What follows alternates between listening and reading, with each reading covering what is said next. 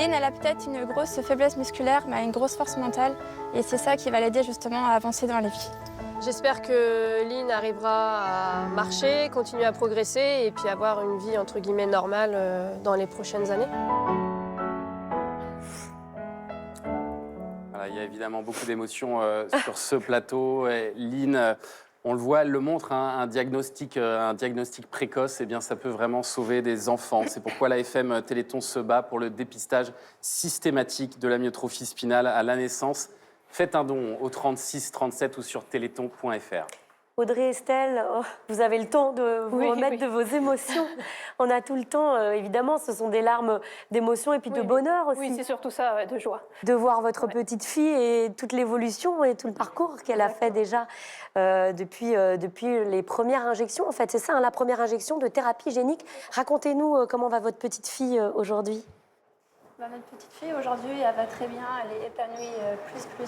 C'est un vrai rayon de soleil. Comme maintenant, elle voit ses jambes bouger, elle a plein d'étoiles dans ses yeux. Enfin, c'est juste magique à la voir comme ça. Il y a eu des grands changements, Estelle ? Il y a eu des grands changements, oui. Oui.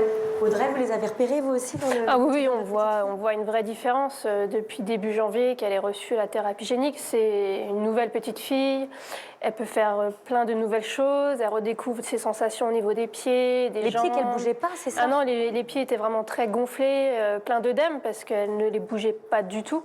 Et c'est vrai que maintenant, on voit une voûte plantaire qui réapparaît, des petits orteils qui bougent, la danse des pieds... La danse des fesses, c'est vraiment plein de choses qui n'existaient pas du tout avant.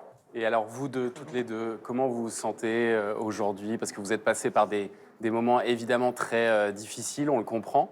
Est-ce qu'aujourd'hui, ça va mieux? Oui, aujourd'hui, ça va beaucoup mieux. En plus, on voit que Lynn progresse de jour en jour. Donc, ça met vraiment du baume au cœur, ça donne de l'espoir pour l'avenir. Vraiment, on est confiante et on est heureuse qu'elle ait pu recevoir ce traitement qui l'a sauvée. Vous vous souvenez du jour où le diagnostic est tombé? Qu'est-ce qu'on ressent quand on est maman?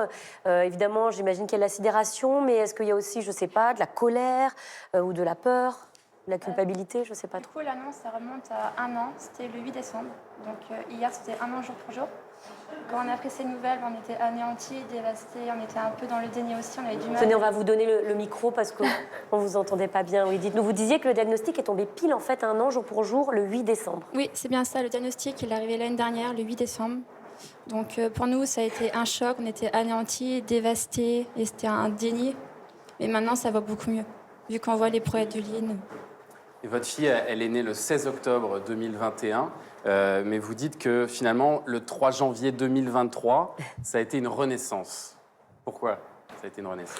C'est vraiment une deuxième naissance pour Lynn, parce qu'elle est peut-être née le 16 octobre 2021, comme vous avez dit. Mais le 3 janvier, en fait, c'est une nouvelle vie qui s'est offerte à elle.